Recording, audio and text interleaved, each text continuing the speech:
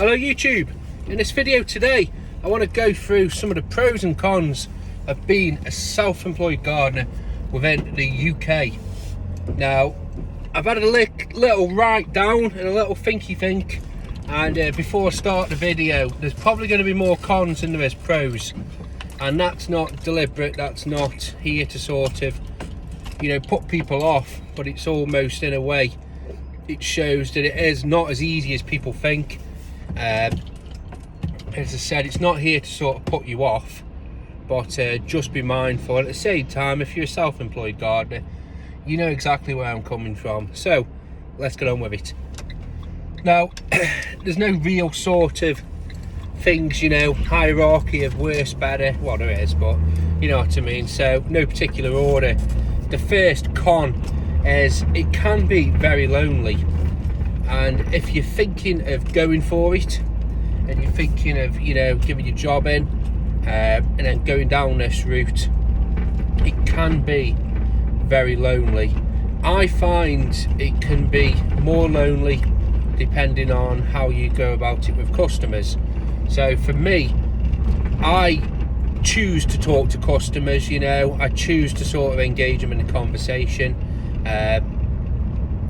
ask how they are, etc, etc, because I find just having that little bit of interaction at the beginning and at the end of a job, for me, it makes my sort of working day that little bit better. But then on the flip side to that, there is jobs that I go to, and there's days actually where I can go and I can go a full day without not speaking to a customer, and I'll be honest with you, I kind of enjoy that as well.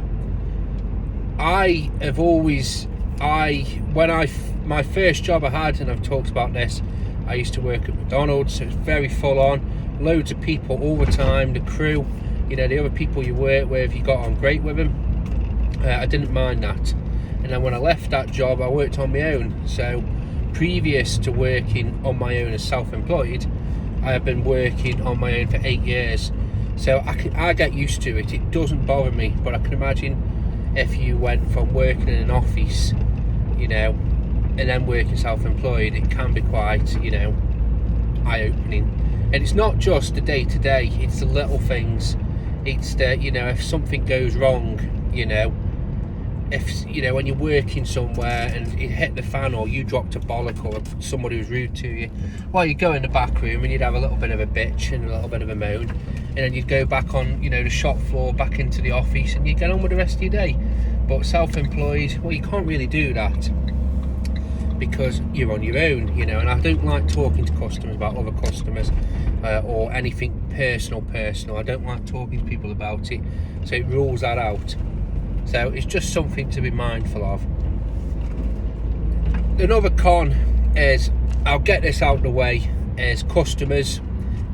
You will come across some of probably the rudest people ever, the most petty, tightest people.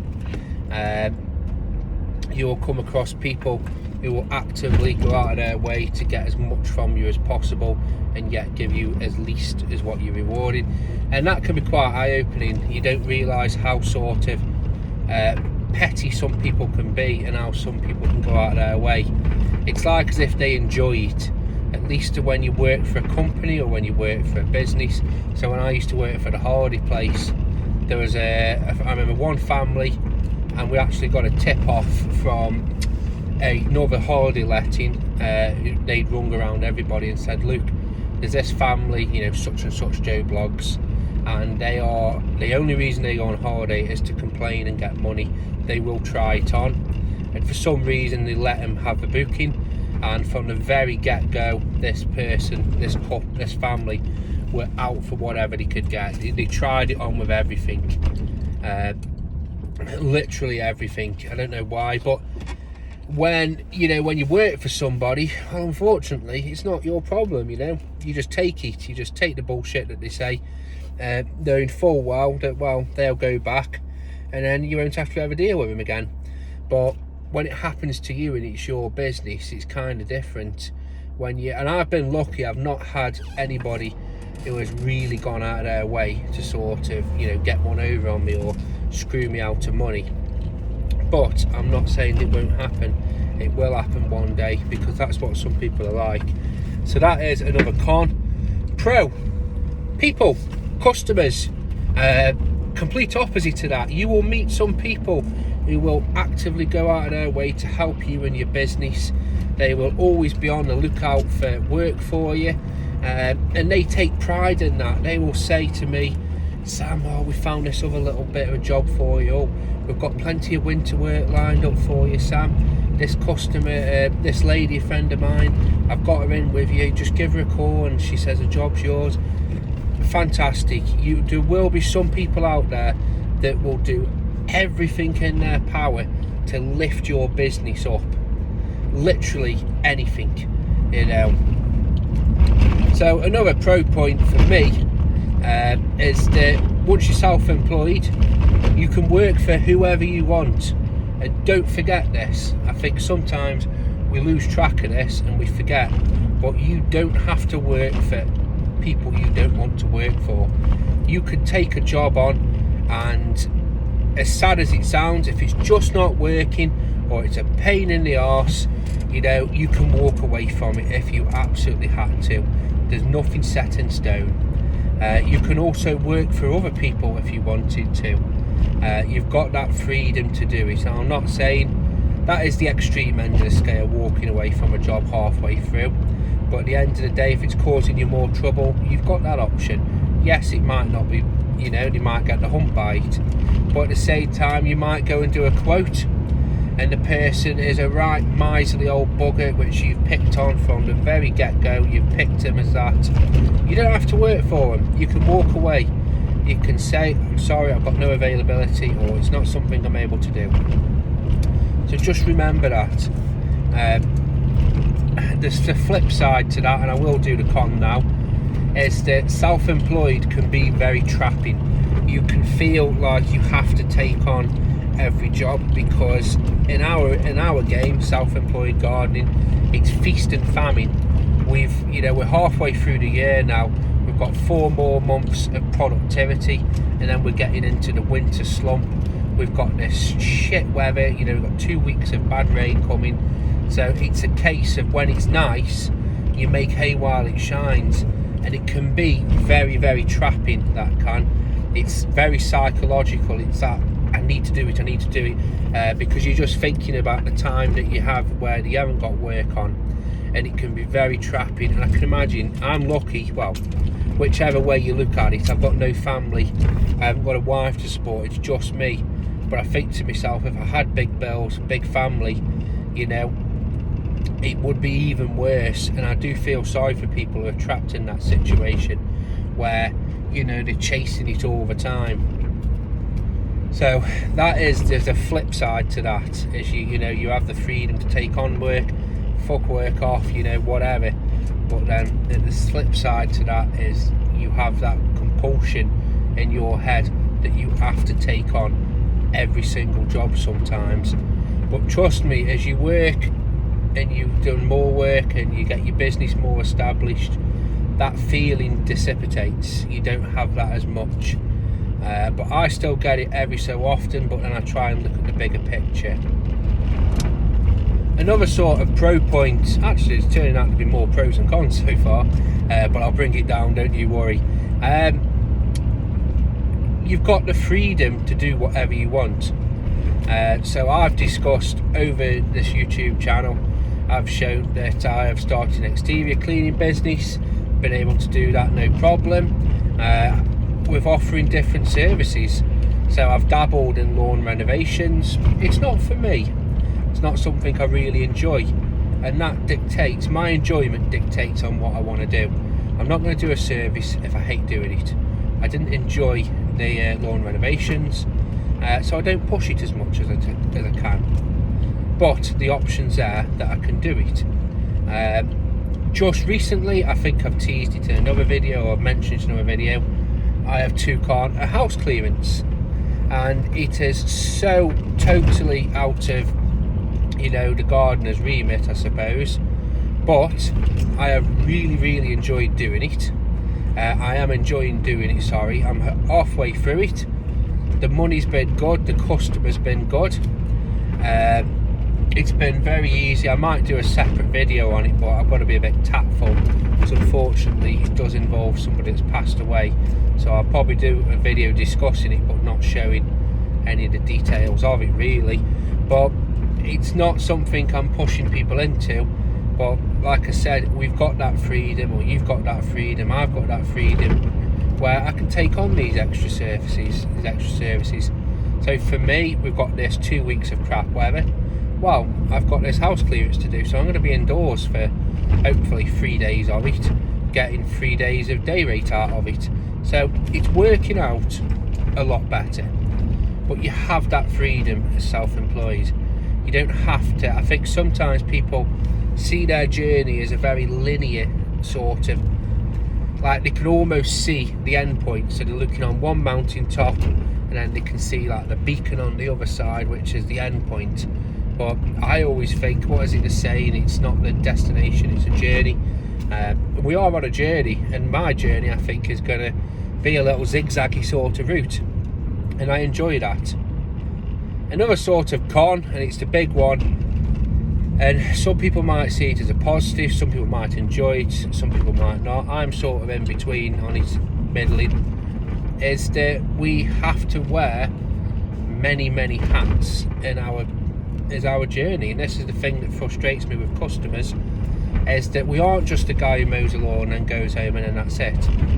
We are, and there's many more to this, we are, let me just think off the top of my head, we're the managing director, we're the people who are making this choice, making this decision. We are the accountant in air quotes, so we do the paperwork. We're also the fetching and the carry, the dog's body. We're also the person who cleans the mowers when they get covered in dog shit. We're the person who fills the van up, taxis the van. We're also the people who sit and do the paperwork at the end of the day, or go and do quotes. You are the person in charge of everything. Now, you can throw money at things and get to the point where you can farm a lot of the stuff out. So you can get an extra staff person, so you know that'll cut down on the sort of physical side you have to do. You can get an accountant who will probably do all of the books for you. You just give them receipts, you know, and they'll just sort everything out for you and give you a number at the end. You can, you know, take all of your tools twice a year or once a year to a tool company, a dealer, and they will service, wash, you know, sharpen the blade, everything. So you can throw money at these problems to sort them out. It's not something that I do. I try and do as much as I can because I do enjoy this sort of side. So as you can see with self-employed, it is very balanced, and there's part of me that would like to show these miserable, pernickety, tight customers who are trying to get, you know, £5 knocked off us or money knocked off. I would like to show them this sort of video to explain just how much that we have to do, how much we have to take on, you know, the problems and the stresses of running a business. But ultimately, it probably would be pointless, if I'm being honest with you. They won't see the side of it, they'll just say, well, that's the route that you've chosen. Another little con before I go is sick pay, holiday pay. There's no such thing. If you fall ill, you can claim something called ESA, which will give you, I think it's £70 every 2 weeks or every week, something like that. And I don't know anybody who can live off 200. Some people can live off £280 a month, but I can imagine somebody's bills and mortgage will be a lot more than that. So it very much is swings and roundabouts. But no holiday pay, no sick pay. My counter to that, and this is my sort of biggest thing before I go, is we wear the hat for everything. As I've said, we're the director, we're the dog's body, we're the dog shit cleaner, we're the repair guy, all that. We're used to that, but there's no sick pay, no pension, no holiday pay. It's up to us to sort that. So for me, my biggest advice to you is don't think it won't happen. Then don't think you'll ever get sick. Don't think about, you know, if you're young. So I'm 33. but I'm still saving for my pension now. If you are younger than that, get it all in place. Start putting a little bit of money into a pension. Start putting a little bit of money, even if it's £50 a week, into a separate bank account which will pay for your sick. Get insurance. If you're perfectly healthy now, have a look how much that sickness cover is from like your insurer. Just see what they say, you know, because it could be worth having it. It's one of them where if you need it, you've not got it. That's when you know about it, sort of thing. So plan for it. But that's a few of the pros. There's more than that. There's always going to be more than that. I hope I've tried to keep it. But as I said at the start, I thought there'd be way more cons. I thought I'd have gone off on a way bigger tangent moaning about stuff, but I didn't. But it isn't. It's plain sailing all the time. I try and show on this channel the realities of it. You know, I probably am going to do a video at some point showing the realities, because you'll go and his stuff happens. Today, mowed the lawn. Customer was she wants the lawn cutting as short as possible. You know, you have that interaction. You know, customer's moaning. She wants to get the lawn to last a little bit longer.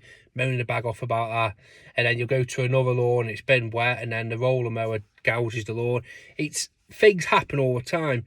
But then again, I know I've got to go later to do a garden, and the lady's fantastic. I'm sure she's trying to give me diabetes or some more form of diabetes. I've not got it yet, but she's every time I go, she's fucking, I've made you this homemade cake, or she's into giving me these little pots of puddings, but she gives me big ones. I'm like, I don't need it, but I still eat it. You know, it's my compulsion. But she's a fantastic customer. It is swings and roundabouts, this job. It's not all fucking bad all the time. Well, I hope it isn't.